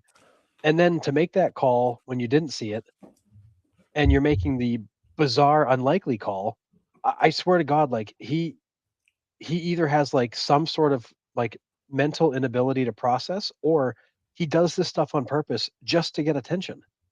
Like I can't figure it out. Like, does he just like being the bad guy? Because like this is, CB Bucknor has always been public enemy number 2 behind Angel Hernandez when it came to umpires. CB's been terrible forever. I mean, you can go back, go back through all the years. CB Bucknor is continually one of the lowest rated, most disliked umpires in baseball. Always has been. And when Angel left, that left CB as public enemy number 1, and he still is. And the calls sometimes are so like just blatantly terrible. It's like, are you doing it on purpose? Because you have to be. Like, you can't. There's no way you made that call thinking it was the right call when you didn't even see the play. Yeah, wild. Aaron says, I've seen some bad strike calls while watching the College World Series on TV. I've seen some pitchers in the other batter's box called strikes, and all from CB Bucknor. He probably didn't even ump the College World Series, but maybe a relative. I don't know. But man, it's bad. Yeah. Mark says, probably figured since the team in the field went over to tag the runner, so they must have had a reason. But in reality, nobody can figure this Pallone Hernandez clone. The check swing debacle. He missed first base. He needs lens crafters or retirement settlement money. The Trevor Story one, where him and Alex Cora got tossed out of the game in Houston. First of all, he was 80%. His report card, it was not good. It was bad. It was like 80 something, 80, 88%, 87%. It was low. Trevor Low so far this year. Trevor Story barely takes the bat off his shoulder. He literally goes like this, maybe, like just a little bit hand check. CB Bucknor points, rings him up, doesn't even ask for an appeal. Dude, there's no way you're watching Trevor Story's check swing if you can't even watch first base and that's your sole job. That's your only responsibility on that play. And you're sitting there trying to do three things at once. It's not, no. The fact that he didn't ask for an appeal is an absolute power trip. This guy's got to go. There's no room for it in the game anymore. It's not the umpire show. No one goes to see this guy. I'm putting the video of the check swing in chat for everybody, but I mean, Trevor Story goes maybe 80% of the way to the ball and stops. Didn't break his wrist. Bat didn't cross the threshold. I mean, it was pretty obvious from the side view. And of course, Bucknor makes the call and then refuses to appeal it, refuses to get any help. And that's what immediately set Cora and Story off and why they both got ejected, because you could hear them screaming, just check it, ask for help. And he's like, nope, not going to do it. Don't have to. And it's like, he's just getting in a fight to get in a fight. Like, and you don't need that from an umpire. Like, you just don't need that at all. If you don't want to discuss something and you're just going to throw people out for challenging you, what's the point? Michael, that's a good question. Was it Bucknor? I don't think that one was. It was not. It was somebody else. And it wasn't Angel either. Oh man. Estabrook? Was it Mike Estabrook? That might have been right, because it definitely was not those guys. It was Estabrook, Mike Estabrook. Yep. Yeah, that one was pretty bad too. But that was terrible. There's just, yeah, and this is it, right, Joseph? The umpires union makes it difficult to deal with the bad ones, and this is where MLB they're gonna have to go to the umpires union if this gets any worse or stays the same over an extended period of time, and be like, hey, something needs to be done here. Where that's what happened with Angel. Did it take a long time? But it did. It took what, 2 years, 3 years to finally kind of push him out. But Angel had a lot of things. He was also pushing against the MLB, if I'm not mistaken, right? Wasn't he trying to push some stuff back for like wrongful prejudice or something like that? Because he wasn't getting World Series games and things like that. He was already challenging discrimination or something like that. So they had to be very careful. So I think that's why it took so long to get him out. Just got here and we're discussing Bucknor's dementia. I mean, basically. Yeah. So does the league go to the umpires union and say, hey, it's time? Like, we have Jem Powell in the minors here that are calling, pitches right down the middle for a ball. We need her up here. Yeah, because I mean, the hard part is it's not like there's a stable of better umpires waiting, but I don't see how CB Bucknor survives this. Whether by his choice or whether they have to make a move on him. If I'm him, I'm calling the league going, I don't want to do this anymore. I don't want to get shown up on TV. I don't want to be on the screen. Like, give me the Angel package and get me out. Yeah, and Curtis, I'm with you here, right? Jokes aside, he cannot adapt. This is his last year. By his way or the league's way, I guess he feels emasculated by the ABS system. Oh well, adapt, adjust, or die. And honestly, Curtis, that is this segment in a nutshell. Like, I love how you always summarize it for us, like, more articulately than I can ever. That's essentially it. Like, at some point, he is going to feel like, okay, I have been embarrassed enough. I can't adjust to this. I'm all set with it. I'm going home for the rest of my career. It's coming. It has to at some point. Yeah. Why keep doing it? Right. It can't be fun. No, it can't be fun. And I think you see it in the way he talks to managers and players. Like, he doesn't want to be out there. He's not happy to be there. And he takes that on them. Yeah. You can't have a conversation with the guy. You can't ask him a question. No. You're immediately challenging him, and now you've punched your ticket out of the game. Right. Greg, hot umpire take, but Joe West wasn't even that bad compared to this crap. And yeah, Angel said MLB was racist, and then MLB proved that he sucked at his job in court. Yeah, they did. He did I not like mean, the fact that they shoved it in his face. yeah. Yeah, that's the reason why Angel took a lot longer than this, I think, is going to. Curtis says one more public embarrassment, he's gone. Scott, fair question. How much longer will a human even be calling balls and strikes? We have talked about it. Like at some point here, umps are just going to be on the field to interpret the rules. They're not even going to be on there to make calls per se, right? They're going to have a little buzzer in their ear. If it hits the ABS system, it buzzes, it's a strike, you make the strike call. If it doesn't buzz, it's a ball, something of that nature. Or it literally just like the pitch comms, it's like strike or ball in your ear and the ump makes the call, right?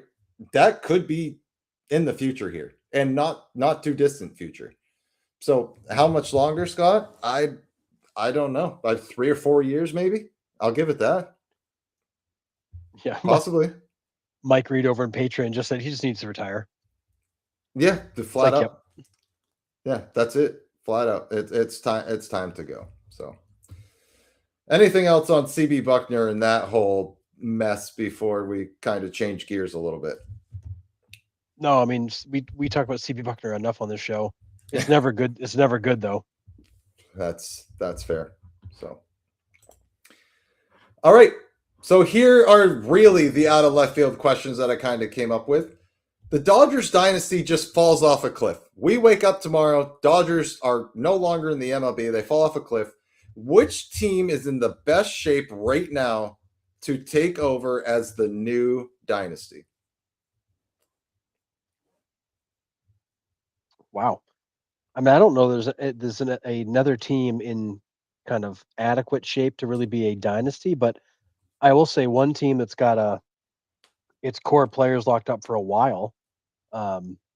Braves. That looks Braves, that looks Braves, to be Braves, looks to be Braves. looks to be in good shape for a bit is going to be the Blue Jays. The Blue Jays have a number of those core guys tied up. You just gave Dylan Cease that long contract. You got some young players filtered in there. Like I think of anybody, the Blue Jays could be a team set up for, I would say, longer term sustained success. I would say the Yankees could be there too, but for them it's health. How do those guys all hold up? I'd love to say it's the A's or something like that, but they don't have enough of the pieces. So to me, it's the Blue Jays are the one team I could say, yeah, like they could be around for a number of years and a threat every year. Yeah, I hate to my core that I'm going to say this, but I think it is the Yankees, right? I think the Dodgers have such a cloud over the rest of the MLB that if somehow they were just gone, I think that does pave the way for the Yankees, because if the Dodgers are gone, that means Ohtani's gone, which means Judge is now the best player in the league, and the Yankees will build around him because there's no roadblocks in front of them. We've seen that pitching right now. They don't even have arguably their two best pitchers in the rotation right now. I mean, maybe best pitcher Rodon might be behind Max Fried at this point with the way that dude's shoving. Either way, whatever. You're missing two top pitchers in your rotation, and you're still dealing like that. As long as you have Aaron Judge there as a cornerstone player, you can build pieces around him. Now, will the Yankees do that? I don't know if I have faith in that, but I think they could. They have the pieces to do it. Yep. I love the Toronto pick because the kids are a little bit younger, right? But I mean, healthy Atlanta, Ryan. I've been saying healthy Atlanta for the last 5 years, right? They've locked up the core. It just hasn't worked, other than 2021. But that's not a dynasty, right? It's not sustained success. So it's tough. Man, I mean, this is a fair point, Andy. Right? Dodgers fall off the cliff and the Yankees sign Skeens. They could be a dynasty. You get Paul Skeens in here, it's possibly game over. 1,000% agree with that point. Right? That's hard. Canadian dynasty, you hoser. And that's hard as a Red Sox fan. That is hard for me to spit out. But they have the cornerstones and the building blocks to do that, because as long as Aaron Judge is in that lineup and that pitching staff stays together, they could be. And I mean, Curtis, you know our feelings about Aaron Boone, but this is a valid point for sure. Yeah. Boone's classic bullpen mismanagement. I'd say the Mets if they weren't the Mets.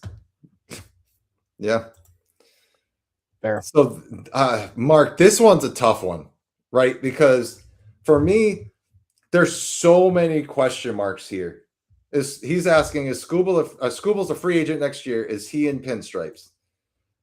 Man, I don't know. Where are the Tigers at the deadline? Does Skubal get dealt? If he goes to the Dodgers or the Yankees, do they sign an extension before the lockout?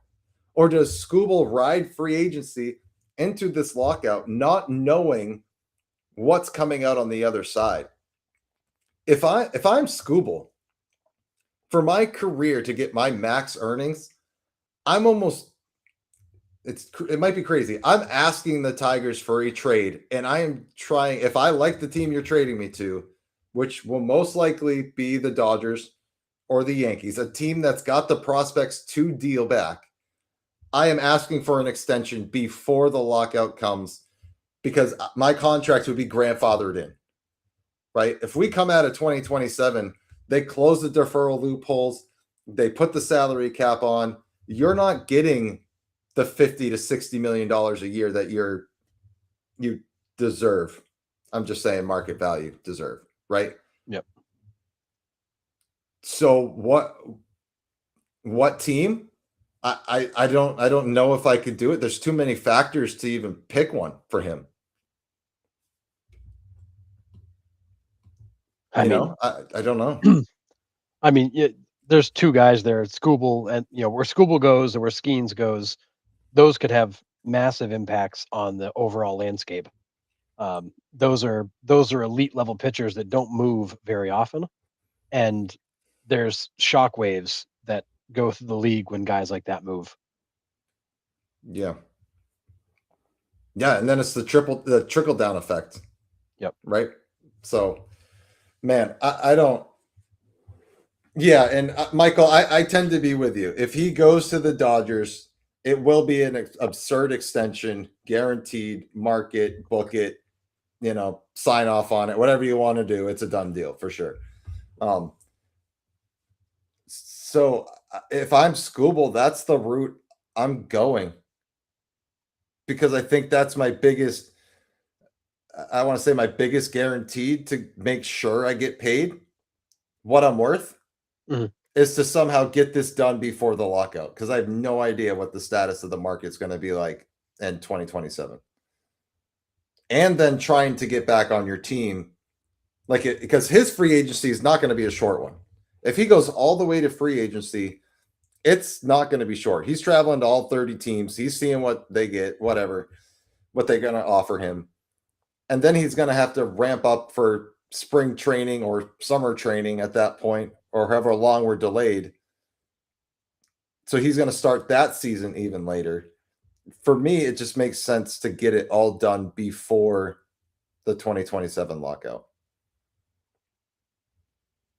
Yeah. I mean, I think it would be to his advantage to go into that lockout knowing you're getting paid. But we'll see.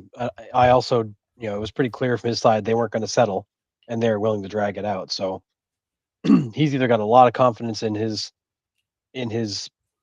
status and his agent and the future, or he's being foolish, and I guess time will tell.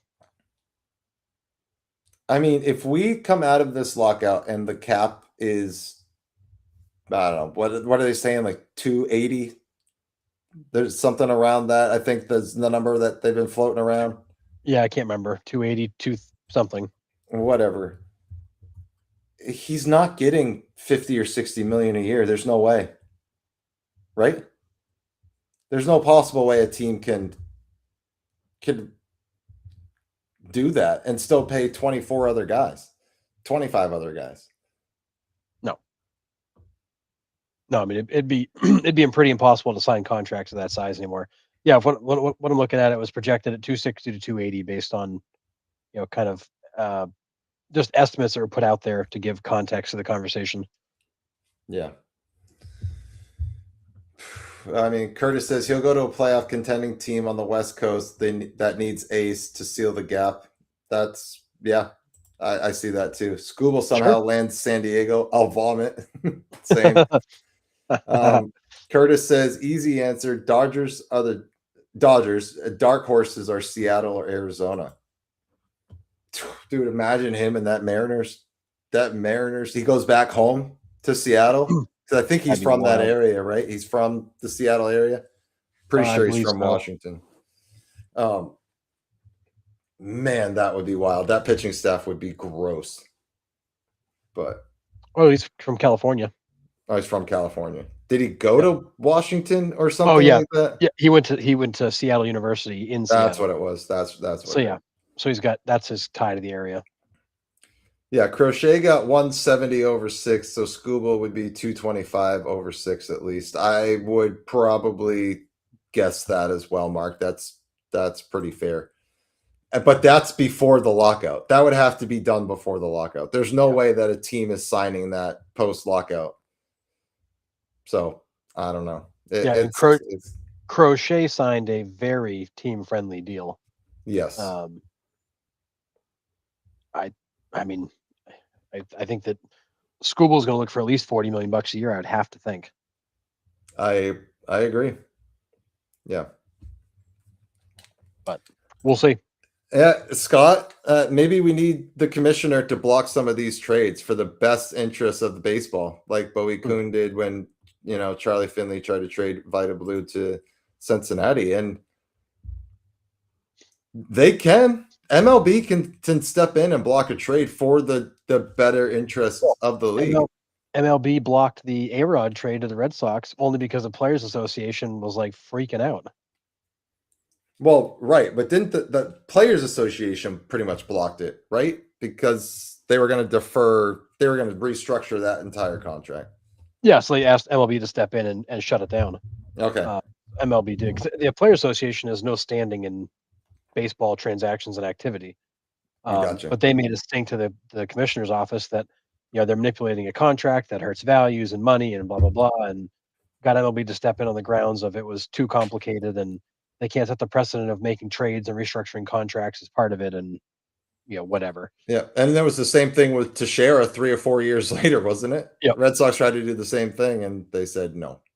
So crazy. But yeah, I agree with you, Scott, for sure. If the Dodgers try to trade for him, the MLB should step in and shut that down. You don't need the top 5 players in the league on one team. That's crazy. Joseph, I'm really sorry. Listening to you guys talk about Scooble going places is like hearing your friends drooling over your wife. Come on, guys, you're killing me. All right. All right, so Joseph, the Tigers are going to re-sign him for 25 years, $3.5 billion. Does that make you feel better? All deferred. All deferred, yeah. Curtis says Scooble 8 years, $300 million. I don't hate that prediction. So, yeah. Yep. All right. It won't be a small contract, that's for sure. Yeah. All right, here is the last one. We've asked this like a while ago, but I want to bring this up. It's always a fun one to see what you guys, think or where you would go. If you could get in a time machine and you could go back and attend one historic moment in MLB history, which one are you going back to see? It's so hard to pick just one. Like, there's so many I would love to have seen. Especially that one in the middle, Ted Williams of the All-Star game. Like, that was just such an incredible moment. I mean, as a Red Sox fan, I mean, it has to be the 04 World Series and the win. Like, winning the World Series has to be the thing for a Sox fan. But if I had to pick like a runner-up moment, I mean, I think I would have loved to have seen there's so many I would love to have seen. I would have honestly I would have loved to have seen um McGuire in that 98 home run chase, whether it was 62 or 70. Like, I would have loved to have seen and been part of that like insanity back in 98. Well, one of our former guests was, unfortunately. He was right in the middle of it. Yeah. I think yeah, I think I'm with Curtis here. This one would have been unreal to witness. So Curtis and I will buy tickets to this game. Hank Aaron breaking the home run record is way up there for me. Why not Barry breaking the home run record? Hank Aaron breaking the home run record for me. It was a record that was never supposed to be broken. Yep. Right. And it did. And it was history. It was such an incredible moment. Definitely would have loved to have been there for that one. This would also be really freaking cool, Michael. Go back to like, what did the first professional, quote unquote, baseball game look like? Right? Knickerbocker game in 1845. I can't even imagine what baseball looked like back then. It would have been kind of cool. I've always thought about like going back and watching Ty Cobb, Walter Johnson, all that stuff, which would be pretty damn cool. But yeah, man, Mike Reed over on Patreon is saying he asked, "Can I be on the field for the '99 All-Star game?" yeah, yes, you and me both. That'd be my number one, to be down there on the field. yeah. Just listen to Ted Williams talk hitting with every one of those guys. Ask McGuire if he smells burnt wood on a foul ball. Like, only stuff that like the hitting savants would know. Yeah.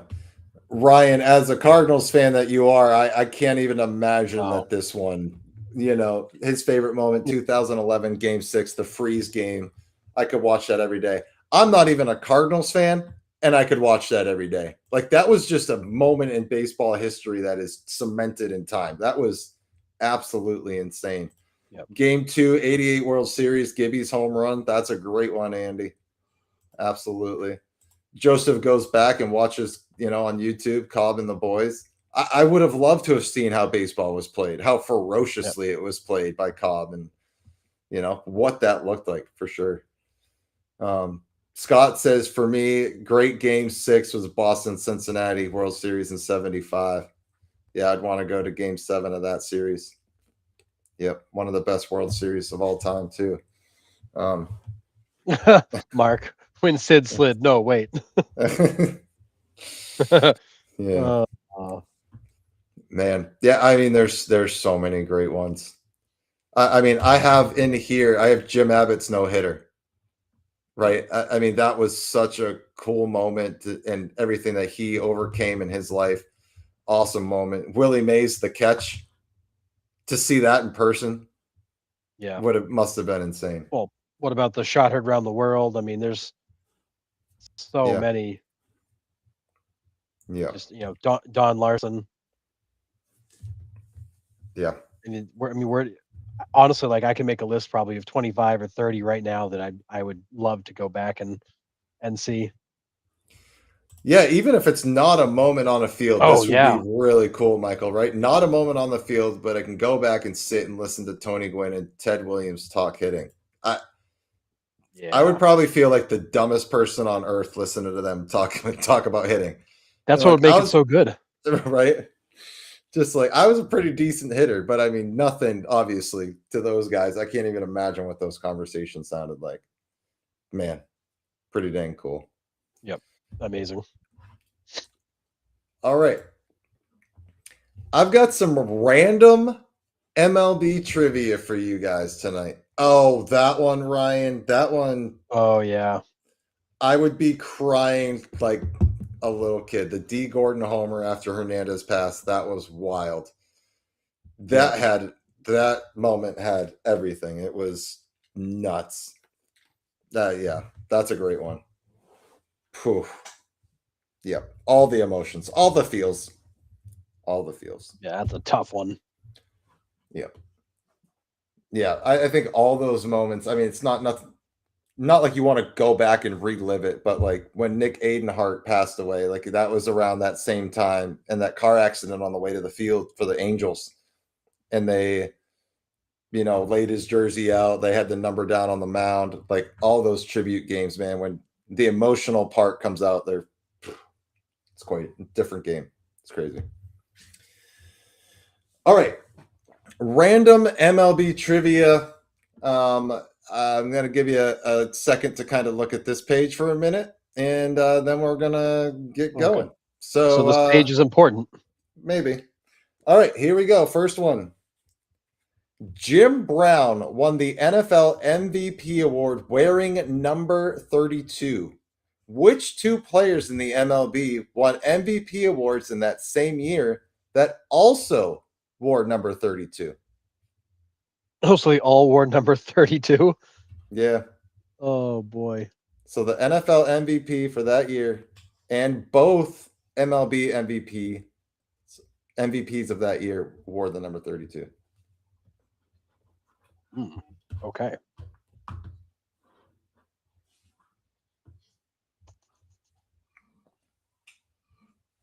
Number 32. That's not like a super popular number, so. No, but one should possibly pop into your head. Koufax is one, Scott. Oh yeah, Koufax was a 32. Yep. Yep. So that should give you the time frame. Yep. Alston Howard is correct, Michael. Yes, 1963. Koufax and Howard. Yes. Yep. Highlight got the Koufax as well. Yep. 1963. So these two wore number 32. Jim Brown wore 32. So pretty cool. That's wild. Yep. Pretty awesome. All right. A switch hitter had never hit a home run from both sides of the plate in the same game on opening day. However, on April 6, 2009, this happened twice by two players on the same team. Who hit them? On the same team. Wow. That silhouette on the right looks like somebody we've talked about recently. Yep. It is. The guy on the right is definitely that. The one on the left would be a pretty big pull. Boy. Yeah, bro, that stat is ridiculous. It is Arizona. And Harrison we have talked about this guy. Tony Clark is one, Scott. Nice job. This second name I would be very impressed if someone pulled this. Oh, there it is. Joseph Greer. It is Felipe Lopez. Nice. Wow. So Felipe Lopez did it, and then Tony Clark did it right after him, both off the same pitchers. So, yikes. Pretty crazy. Yeah. All right. Which Hall of Famer has a career pinch hitting average of 167, going 13 for 67 for his career?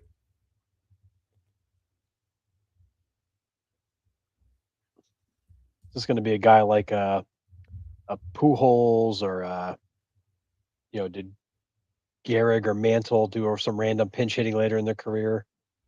It's none of those guys.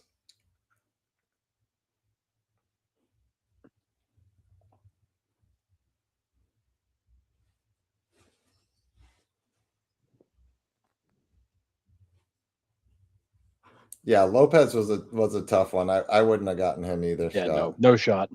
Yeah, Tony Clark's silhouette's a dead giveaway there, but yeah, that one. Ty Cobb's a good guess, Ryan, not him. Is this like a really, really good hitter? Yeah. Or is this like some random pitcher who was doing some pinch hitting? This was a really, really good hitter. Willie McCovey, that's a good guess. It's not him. Willie Mays? Not Mays. Not Pete Rose. That's also a great guess. Is it Junior Griffey? Not Junior Griffey.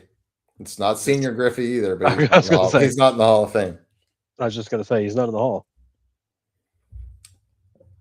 It is Babe Ruth. Oh, It is Babe Ruth. Ryan Taylor got it. Yeah, Babe Ruth. Thought that was kind of an interesting stat. 167 wow. as a career pinch hitter. Not a good pinch hitting record. Tony Gwynn would have been wild. Oh Imagine my that. goodness. Like a 400 hitter, and he's just like 167 pinch hitter. That'd be crazy. He was no All right. Matt Stairs, that's for sure. No. All right.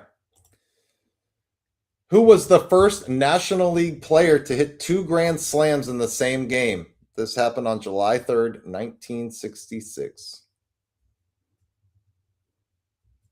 Wow. 2 grand slams. So first NL player to hit 2 grand slams in a game.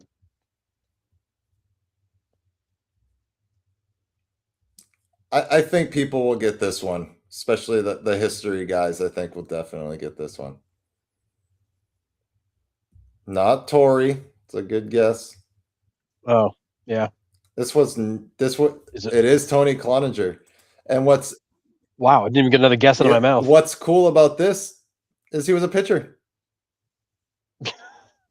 Nice job, Wow. highlights. Nice job. Yep, Cloninger, Joseph. Yeah, Scott, that was literally the guess I was about to make when Tony Cloninger hit the chat. Yeah, Tony Cloninger. So pretty cool. Yeah, Mark got it. Yeah. Lowlife's got it. Yeah. Joseph got it. Yeah, pretty darn awesome. Pretty cool. All right. Who was the first player to appear in 3 consecutive World Series, but with 3 different teams? And no, Will Smith does not count here. Just gonna say, so not Will Smith. Yeah, the fact that it was a pitcher that did it was pretty remarkable, right? I mean, yeah, pretty cool. Pretty cool stuff. So I put these in different colors per line to kind of help you with possibly career path here. Not Parker.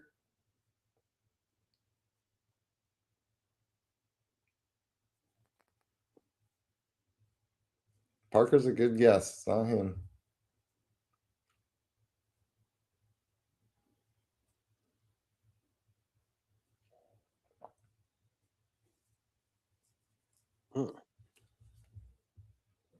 Will Smith. Yeah, it's not him. I put that disclaimer in. It's not Will Smith.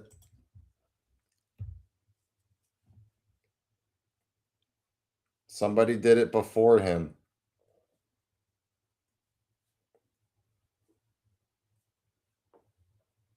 He did it in the 80s.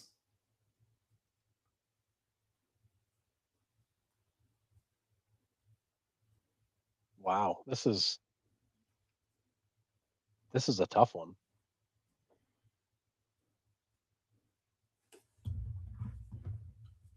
The years were, I think, 86, 87, and 88, I believe. Oh. It was, yeah. Now I know who it is. 86, 87, 88. Yes. Yes. Because if it was in the 86 World Series, we all know how that one went. It is Don Baylor. Yes, nice job. Joseph got it. 86 with the Sox, 87 with the Twinkies, and 88 with the Athletics. So yes, Baylor is correct. Wow. So yeah, there we go. All right, please let me get through this next one. This is more of a humorous question, but I cracked myself writing it, so please let me get through it first. Claude Berry, appropriately named, only played 21 games in his MLB career, but is known to be the first player ever to wear what protective equipment?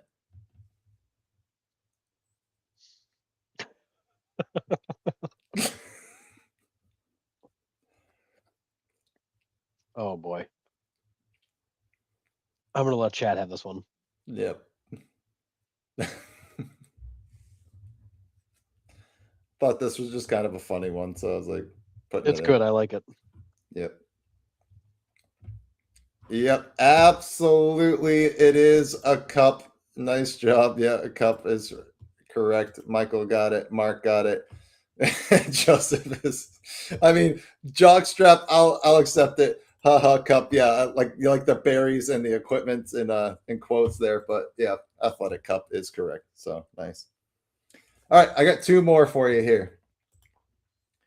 Which Chicago White Sox player is the only player in MLB history to display his birthday on the back of his uniform?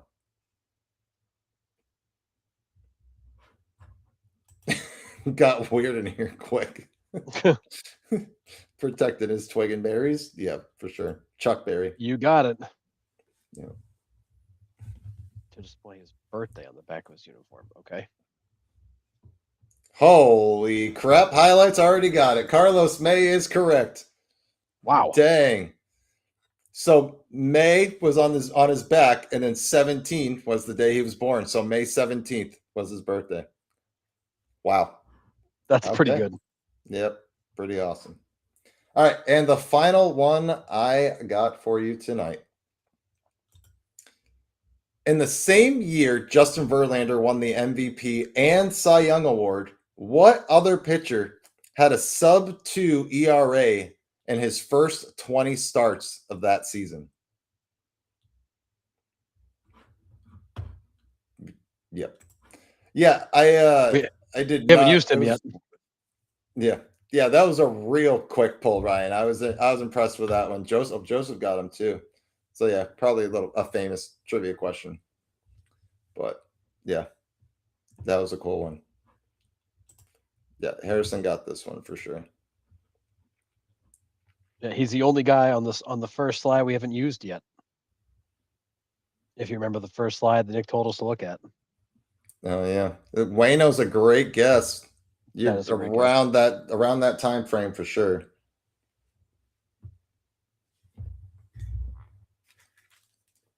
Roy Halladay, great guess. Not Halladay. Look at the colors. Remember, colors are always a hint. Although this narrows it down to about 16th because everybody's a third of the league. Yeah. Kershaw, also a good guess, Mark. Not him. This guy was nasty for a West Coast red team.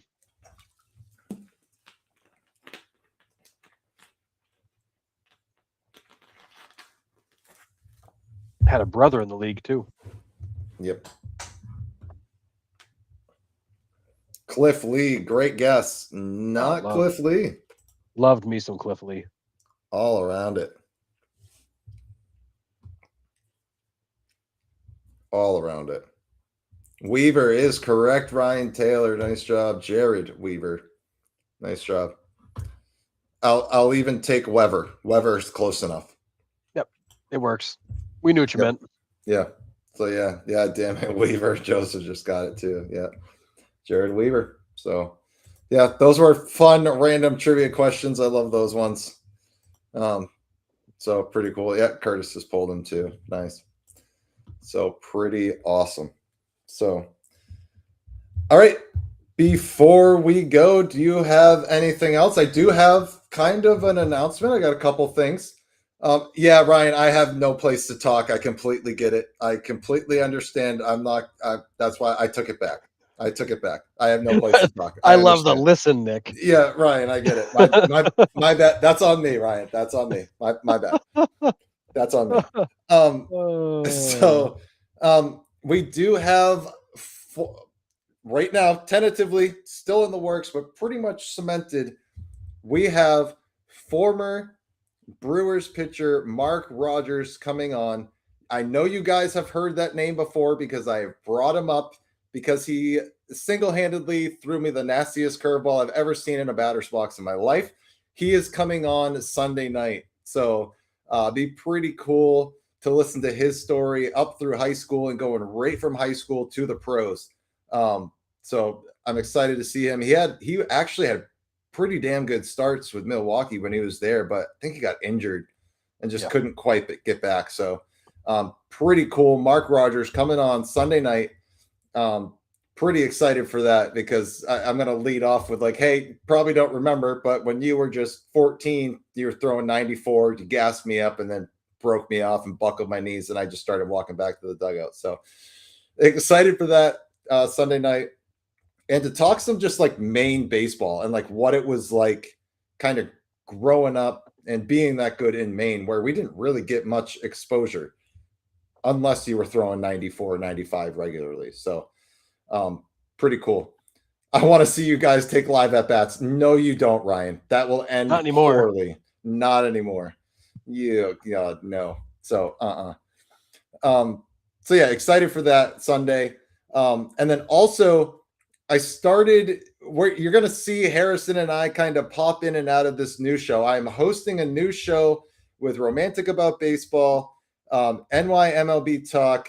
Oh man, I always forget Lorenzo's baseball. Oh man, I'm terrible host. Is he the takes one? Yes, MLB takes. So we're doing kind of like a lack of a better term, like an around the horn type segment, but just baseball. I'm hosting. I come up with the questions. I award points, and then we have a champion at the end. It's called Clearing the Bases. It's on Wednesday nights at 8:30. It's only about a half-hour show, and then we're done. So pretty cool to kind of meet up with those guys and do something different rather than just, yes, we're sitting around and talking baseball essentially, but it's formatted differently. So I am hosting that show. So you can definitely check us out. You can check us out here. It's live on all of our pages when we go live. So pretty cool. Wednesday nights, 8:30 to 9-ish. Sometimes it will run over if we get another guest on. But I'll be there every week. You'll see Harrison probably pop on in there. I'm trying to get him over there for an episode or two. But it's been really fun to kind of do that with those guys. Our first episode dropped this Wednesday. So it was just kind of our first trial run. We're going to make a couple tweaks to it. But yeah, we're just gonna roll with it. So pretty cool. So check that out. But yeah, Harrison, do you have anything else? I got one thing, and I thought it was an April Fool's joke, but turns out it's not. So yesterday, MLB posted that they are reviving the iconic This Week in Baseball franchise, and it's going to debut with a new short form version every Friday at noon on Major League Baseball's X account. So starting tomorrow and running all the way through the 2026 postseason, it'll be a weekly series, kind of the same style as before, focused on baseball stars, plays, storylines, in that old TWIB format, more of a shorter form version, not a full length episode. But that will be on MLB's X just to, I think for MLB, it's kind of a test to see how it does. I'd love to see it go farther than just X, but for now, Fridays at noon, you can catch a kind of a new age, shorter version of TWIB, which I think will be a hell of a lot of fun. Can we go back to like the old, like how the video looked back then though? Like No. don't have it in HD? Yeah, no, you'd never be able to pull that off today. I don't know. Good question. Does it say who the voice of it will be? I did not see that they announced who the voice it would be. Let me see if there's anything about it. Nacho Buck.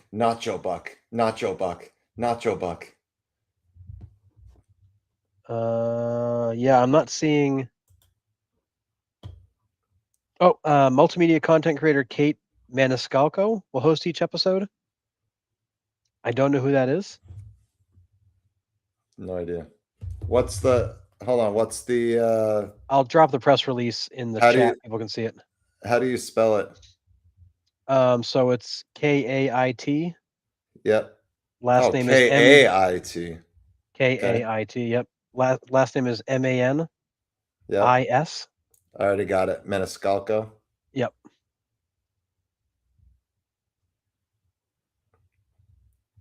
Huh. I don't know her. She's interviewing a ton of baseball players on her Instagram account. Oh, so she's got 335,000 followers on TikTok and Queen of Baseball. She's an MLB Network host. Oh, okay. Well, okay, that's where she's from. Oh, I know who she is. Okay. That makes sense. Yeah, I know who she is. Well, that makes sense then. Yeah, so it's going to be, it's obviously going to be geared probably more towards the social media type community. We'll see how it goes, but I just think it's cool. I think it's cool they're gonna bring it back. I hope they don't ruin it. We'll see. Yeah. Greg, yeah, Joe Buck is just popular to hate. He's not really as bad as reported. It's just for me, I have two incidences that stick out in my head with Joe Buck that I can't get them out. Is I'm a Pats fan, and when they were playing the Colts and Naheem Hines was a running back, every time he got the ball, it was hand off to rookie Hines, hand off to rookie Hines, hand off to rookie Hines. It's like, yes, we get he's a rookie, Joe Buck. Like, just we get he's a rookie. And then when the Nationals were playing the Astros in the 2019 World Series, and Anthony Rendon, yes, the famous Anthony Rendon, who went to Rice University, in case you didn't know.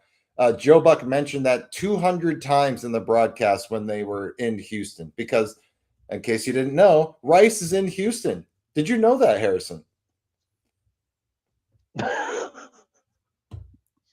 Oh, also, if you also didn't know, Rice University is in Houston, Texas, and that's where Anthony Rendon went to college.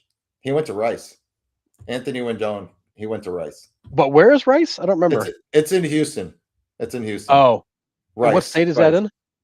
I don't know. It's in Houston, and that's where Rendon went. Got so that's where my kind of dislike of Joe Buck stems from. So, like, I get it. Anyways, moving on. Nick, clearly everybody but Nick is moving on. I can't. But yeah, Joe Buck is this generation's Tim McCarver. Oh, you put both of them together. Well, Mike Reed, his voice is just so bad. My favorite Tim McCarver quote: "Like the leaves change in New England, so does the score." Cool, Tim. Cool, Tim. Oh, love that. I had rice and my chicken teriyaki. Anyways, all right, Greg, bring it. Let's go. Greg says he's got a trivia fact that will just blow this podcast out of the water. Let's go. Oh yeah, I knew that definitely. Yeah. That Kershaw and Matt Stafford went to the same high school, and they're like best friends. So then when Stafford went to the Rams, they loved the fact that they were able to kind of watch each other play again. My dislike for Buck was from him throwing a fit over Randy Moss's fake moon of the Packer fans. Yeah, and wasn't Clayton Kershaw like the center on the football team? So he was actually snapping the ball to Matt Stafford or something. There's also some connection on the football field. Yeah, probably. But doesn't matter. But yeah, it's still pretty cool. Pretty wild. One of my favorite quotes of all time from Tim McCarver was his one on Bob Gibson, where Bob Gibson's the luckiest pitcher I ever saw. He always pitches when the other team doesn't score any runs. Yes, that one, that's a legit one. That's so good. That's such a classic. Yeah, that is a great quote. But man. All right. Do you have anything else for this evening, Harrison? There's really no baseball on tonight unless you have Fox or some random like ESPN 8 the Ocho. I think that's where the one MLB game is on tonight. And it's my DBacks and Braves, so I'm blacked out of that. So you're welcome. Oh, nice. Yeah. Oh, San Francisco scored 5 on the Mets. That's a good start for them. That's like doubling their season total. Yeah, okay. Oh yeah. So there's like 2 games tonight. That's it, right? Joe Buck and Chris Collinsworth is what hell sounds like. Jeez. You ain't wrong. Oh, that's a great way to end it. But yeah, no, I've got nothing else. That's all she wrote. All right. Awesome. Well, I hope you guys enjoy your weekend of baseball. I hope you guys have great Easters with your families if you celebrate Easter. And look forward to Sunday night, 9 p.m. Eastern Standard Time. We will have former MLB pitcher for the Milwaukee Brewers, Mark Rogers, on. If you want to look him up, I think he started like 5 or 6 games for them, got injured, a whole bunch of stuff, but really cool career. And at least he got there, man. And it's more than what a lot of us can say. So he got there, got the opportunity.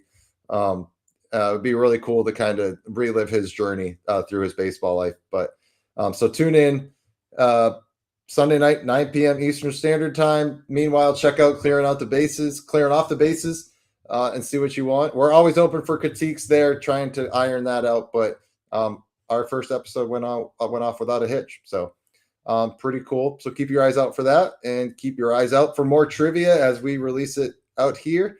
And we will see you Sunday at 9 p.m.